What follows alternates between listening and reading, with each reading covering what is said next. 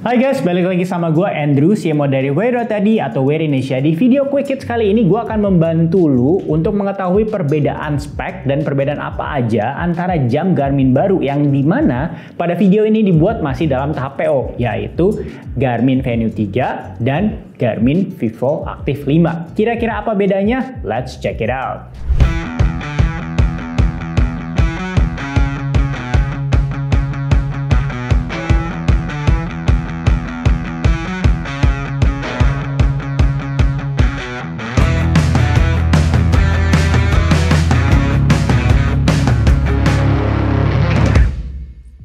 Disclaimer dulu, untuk pada saat di video ini gue memang belum memegang unitnya, tapi semoga gue bisa tetap memberikan informasi yang jelas antara perbedaan keduanya. Nah, kita mulai dulu dengan desain dan material ya, dimana secara desain kalau Venue 3 itu ada dua size, dimana ada Venue 3 dan Venue 3S, dan sedangkan kalau misalnya Vivo Active 5 itu cuman satu. Bedanya apa? Hanya beda di size antara yang Venue 3 biasa dan Venue 3S. Nah, untuk ukurannya secara on paper, ini gue langsung tampilkan, ini tabel dari Garminnya langsung, semoga lu bisa mendapat gambaran. Tapi intinya biasanya kalau S itu untuk teman-teman yang wanita.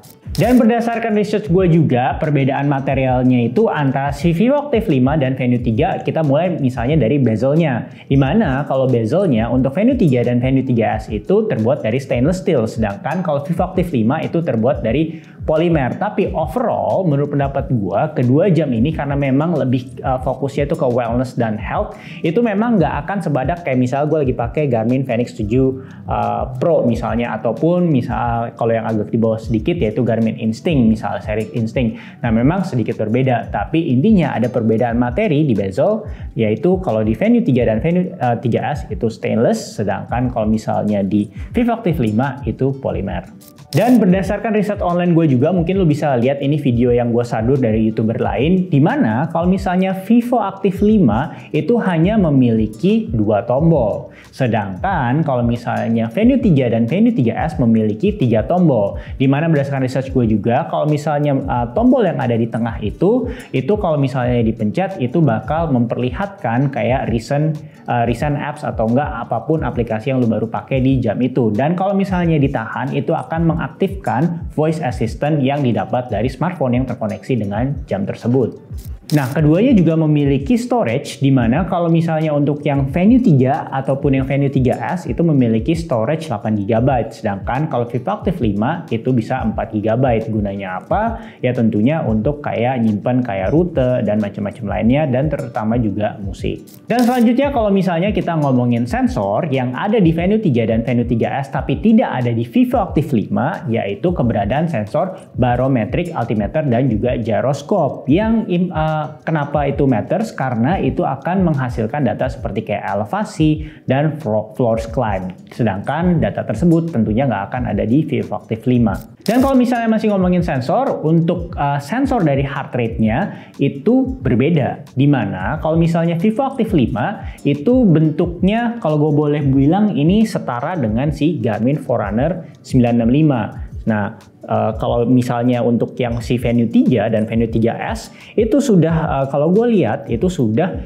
bentuknya sama dengan Fenix 7 Pro gue. Dimana kalau misalnya Fenix yang 7 yang biasa, yang belum Pro, ini bentuknya belum seperti wajik seperti ini nih.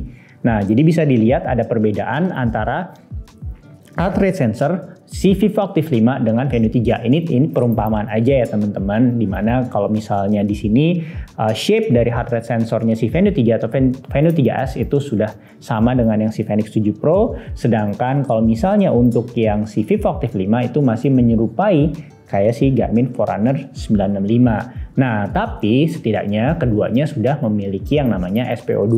Dan sedangkan untuk external sensor compatibility, keduanya ini memiliki kemampuan untuk connect via N+ dan ANT+ dan juga Bluetooth. Tapi ada perbedaan di mana kalau misalnya teman-teman yang suka sepeda dan suka menggunakan power meter, itu hanya bisa dikonekkan ke Venue 3 atau Venue 3S, sedangkan Vivo Active 5 tidak bisa. Begitu juga dengan kalau misalnya suka pakai smart trainer, itu bisa cuma dikonekkan ke Venue 3 atau Venue 3S, dan Vivo Active 5 itu tidak bisa. Selanjutnya kalau misalnya ngomongin smart features, kalau misalnya lo masih ingat Garmin Venue 2 Plus, nah betul, tentunya di Venue 3 itu dia juga memiliki yang namanya kemampuan Bluetooth phone call, dimana selama itu terkoneksi dengan jam, lo bisa ngeliat nih, gue sadur dari salah satu YouTube, ini lo bisa nge-call kontak lu atau enggak pencet-pencet nomornya dari jam Venue 3 atau Venue 3S lu. Mirip dengan pendahulunya yaitu si Venue 2 yang Plus. Nah, sedangkan kalau untuk fungsi calls tersebut di Vivo Active 5 itu nggak ada. Yang sama-sama ada yaitu kemampuan untuk mendapatkan notifikasi tentunya, dan yang pastinya juga yaitu musik. Keduanya untuk musik connect ke Spotify itu dua-duanya bisa. Nah, kalau misalnya untuk health features yang hanya ada di Venue 3 dan Venue 3S yaitu adalah Jet Lag Advisor. Jujur untuk fitur itu gue belum pernah coba, tapi berdasarkan riset gue itu biasanya fitur yang ada di tier-tier teratas jam-jam Garmin, dan sekarang udah ada di Garmin Venue 3 atau Venue 3S, dan di Vivo Active 5 itu tidak ada. Nah, ada yang baru, ini gue juga sadur juga dari YouTube, yaitu adanya interface atau enggak tampilan dari sleep tracking yang baru. Dan tapi tidak hanya itu saja, tapi sekarang Garmin juga memiliki fitur atau kemampuan yang namanya nap detection, karena banyak yang suka nanya, tuh kalau tidur siang kok Garmin nggak bisa detect ya? Nah, sekarang sudah bisa, baik di Venue 3, Venue 3S, dan juga Vivo Active 5. Dan keduanya juga sudah memiliki HRV.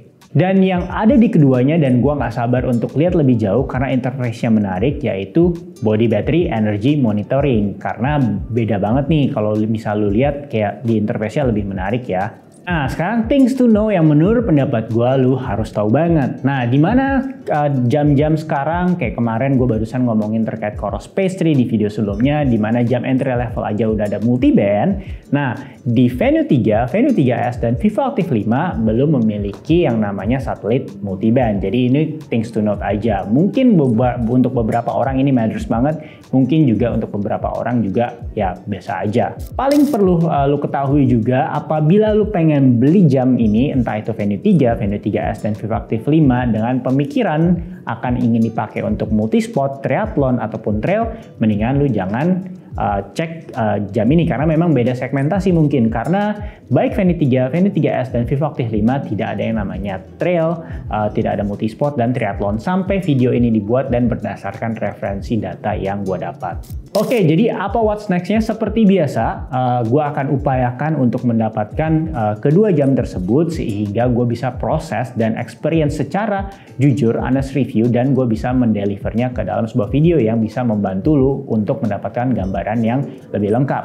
Nah, kalau misalnya lu tertarik untuk mendapatkan si Venue 3, Venue 3S, ataupun Vivo Active 5, seperti biasa lu bisa mensupport channel ini dengan mem-PO atau membeli produk tersebut di situs wia.id yang linknya ada di description box dari video ini. Dan kalau misalnya mau support seperti biasa juga boleh like, share, dan komen, dan jangan lupa untuk follow kita di TikTok di @WearIndonesia_official. Dan kalau misalnya lu suka berolahraga, cross training, apa juga lari, kita juga sedang mengembangkan sebuah sport apparel yang namanya One More, yang link produk atau link brandnya gua taruh di description box dari video ini juga. Gua Andrew, and bye-bye.